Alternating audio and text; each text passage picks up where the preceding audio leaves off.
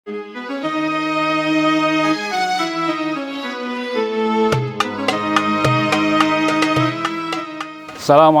warahmatullahi wabarakatuh. Alhamdulillah. Wassalatu wassalamu ala rasulillah wa ala alihi wa sahbihi wa mawalah amma ba'du. Sayyidina Ali karamallahu wajhah berkata bahwa agama dan dunia ini akan tegak jika didukung oleh 4 pilar kelompok. La yazaluddin wad dunya qaimaini ma damat arba'atu asya. Satu negara, agama akan tegak jika ditopang oleh 4 pilar. Siapa 4 pilar itu? Yang pertama adalah madamat al-aghniya'u la yabkhaluna bima khuwilu. Selagi para aghnia, orang kaya itu tidak bakhil dengan kekayaan yang dimilikinya. Yang kedua, wa madamatil ulama ya'maluna bima alimu. Yang kedua, jika para ulama cendik-cendekiawan itu mengamalkan semua pengetahuan atau ilmu pengetahuan yang dimilikinya.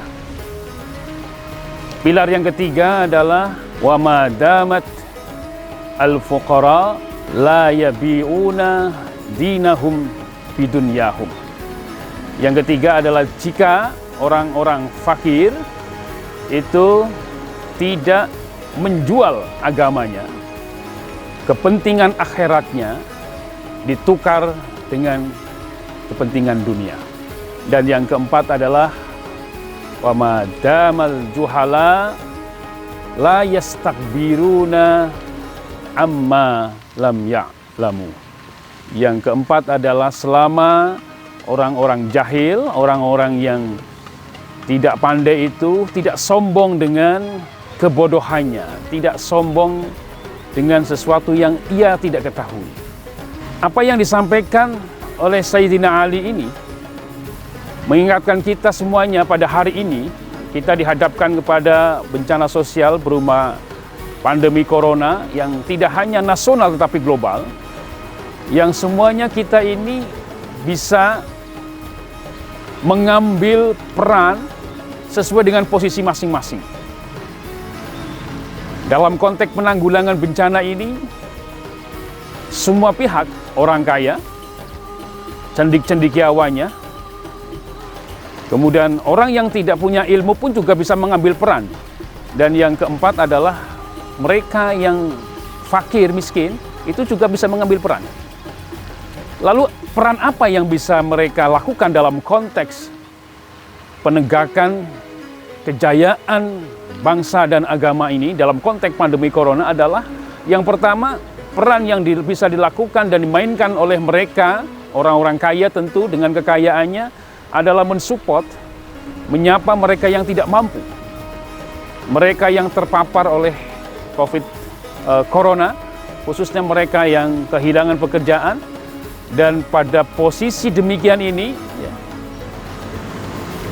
tegaknya agama dan sekaligus juga kehidupan sosial masyarakat salah satunya ditentukan oleh kepedulian para ahliya. Yang kedua, dalam konteks pandemi COVID corona ini juga, para cendik-cendekiawan dengan pengetahuannya mampu memberikan edukasi, memberikan literasi di media sosial terkait dengan apa sesungguhnya COVID corona itu dan lalu bagaimana cara menghindarinya. Saya kira dengan pengetahuan inilah peran para cendik-cendekiawan, para ulama dengan pendekatan keagamanya mampu mengeliminir pergerakan pandemi corona ini. Lalu yang berikutnya adalah doa orang-orang fakir, doa yang selalu didengar oleh Allah Subhanahu wa Ta'ala juga sangat berharga sekali, karena mereka dengan doa mereka itu ikhtiar batin untuk melenyapkan COVID corona dengan pendekatan batiniah, yaitu dengan doa. Orang fakir miskin menjadi sangat penting. Dan tentu mereka masyarakat yang kemudian tidak paham dan kurang mampu terkait dengan pengetahuannya kurang mampu terkait dengan corona ini, ya harus berikhtiar untuk mencari pengetahuan yang cukup sehingga kemudian kita tidak menjadi masyarakat yang justru menjadi ironi. Misalkan ketika baru-baru ini kita dihadapkan kepada fenomena penolakan terhadap penguburan jenazah. Itu adalah bukti bahwa literasi masyarakat tentang COVID Corona ini belum masif diketahui dan karena itu kemudian terjadi penolakan. Saya kira kewajiban yang punya pengetahuan ulama adalah memberikan edukasi kepada masyarakat, dan kewajiban mereka yang belum mengetahui tentang hakikat bahaya dari COVID Corona tentu adalah untuk mencari pengetahuan.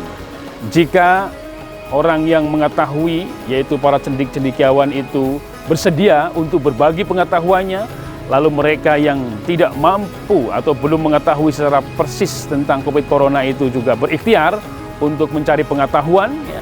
Lalu orang kaya dengan kemampuan finansialnya itu juga mensupport untuk kegiatan literasi, pertemuan antara al-alim dan al-juhala. Saya kira ini menjadi sinergi yang luar biasa, ya, dalam rangka untuk memerangi COVID Corona khususnya di bumi Nusantara ini.